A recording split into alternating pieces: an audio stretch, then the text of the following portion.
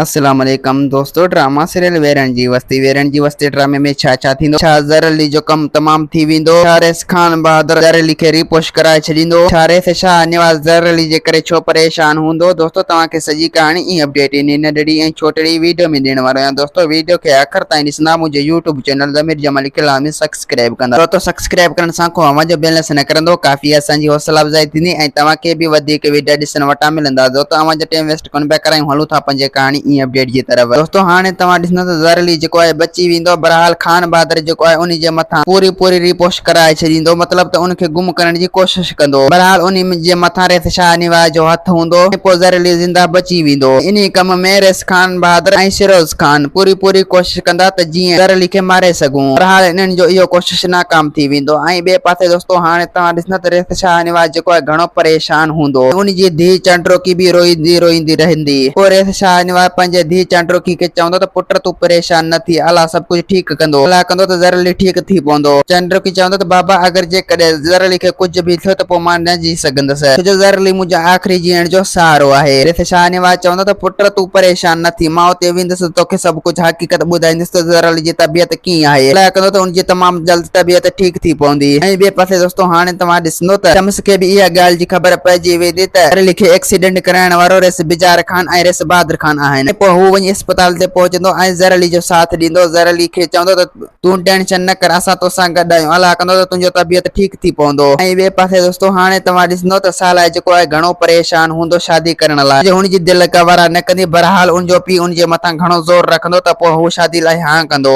पोइ शादी लाइ राज़ी थी पवंदो। हू हिकु भेरो मल्हार जी क़बर ते वेंदो ऐं उन खां मोकिलाए ईंदो। उन खे चवंदो त तूं मूं मथां कावड़ न कजां, छो जो मां तुंहिंजे मुमल खे ख़ुशि करण लाइ उन सां शादी करे सघां थो। दोस्तों उम्मीद है कहाणी आई हूंदी। अव्हांखे पसंदि। असांखे ॾींदा हाणे इजाज़त। वरी तव्हां सां मिलंदासीं के नई वीडियो में। जेसीं ताईं पंहिंजो ख्याल रखना। खुदा हाफ़िज़।